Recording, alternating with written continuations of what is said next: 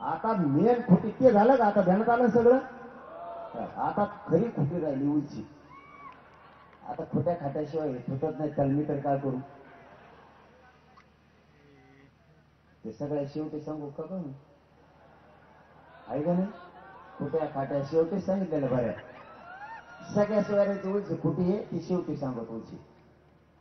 आंतरवालीसह महाराष्ट्रातले सगळे गुन्हे मागे घ्यायचे.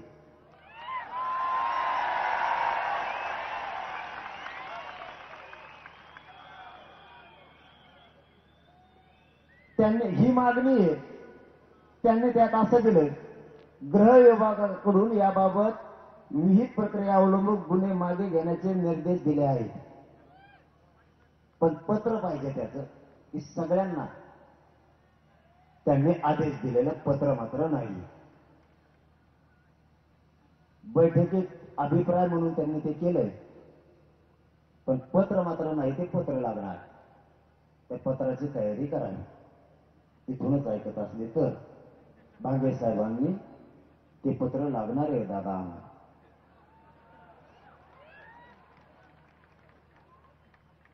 वंशावळी ज्या जुळवायच्यात आधी 54 लाखातल्या, त्याच्यात काहीच आडनावं नाहीये त्याबाबत.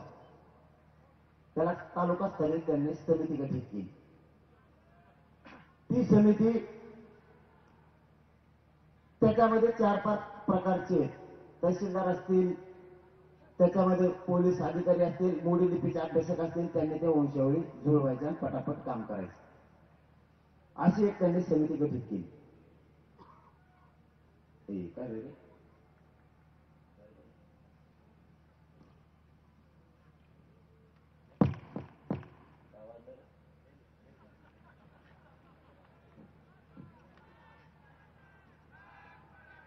शांत आहे का? उगा आता लय नशिबाचा प्रश्न आहे आपल्या. मोकळं तर घरी जायचंच नाही गाड्या.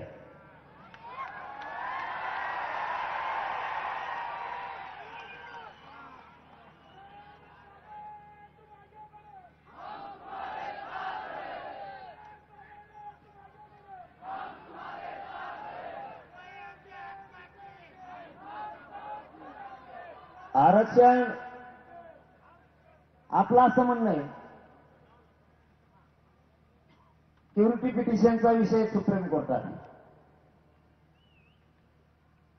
त्या आरक्षणाच्या बाबतची आणि सगळ्या सोयऱ्याच्या याच्यातून जर एखादा हुकला, दोन्हीतून बी म्हणतो आम्ही,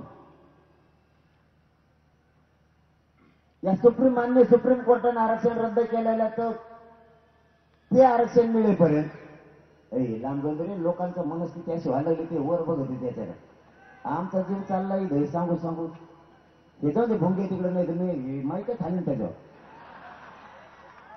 इथं उभी केले ते डोकं होतंय लगेच माणसं. ते पोर वर बघत होते, मी इकडे जीव तोड तोड सांगतोय. इथं मरणाचा घामाने भिजलोय. माहित नाही का ही ताकद.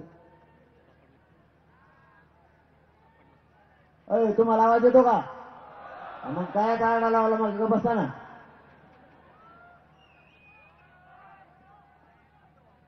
वर येतो का? भोंगे बांधा का वर तिकडं तुमच्यासाठी? तिकडं वर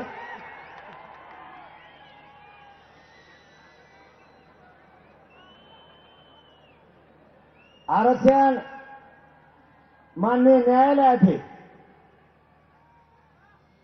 काय मग गप्पा येतोय आवाज तुम्हाला लगेच. आता आवाज वाढी तुम्ही गप्पा खाली. सुप्रीम कोर्टात जे आरक्षण आहे, मग आवाज वाढावा लागतोय मला. मग काय करावं? मग बटन फिरायला लागतंय मला. त्याचं बटन संपलं फिरू फिरू. मान्य सुप्रीम कोर्टात जे आरक्षण आणि जे प्युरिटी पिटिशन दाखल केलेले, ते आरक्षण मिळेपर्यंत आणि सगळ्या सोयऱ्याच्या माध्यमातून जर एखादा मराठा विसरून राहिला,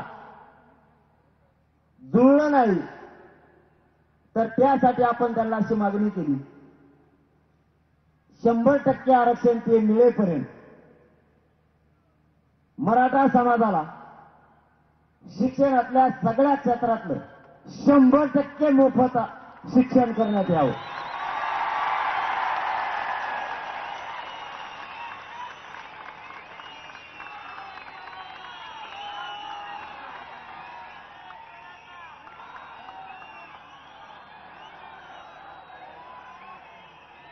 आणि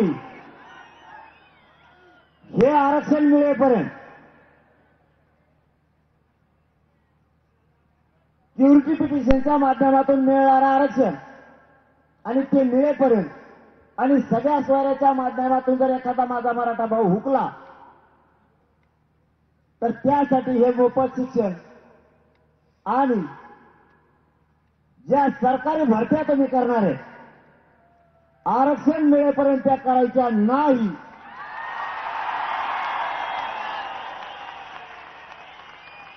नाही तर आज जर तुम्हाला त्या भरत्या शासकीय करायच्या असल्या तर आमच्या जागा राखीव ठेवून करायच्या. या मुद्द्यात त्यांनी असं दिलंय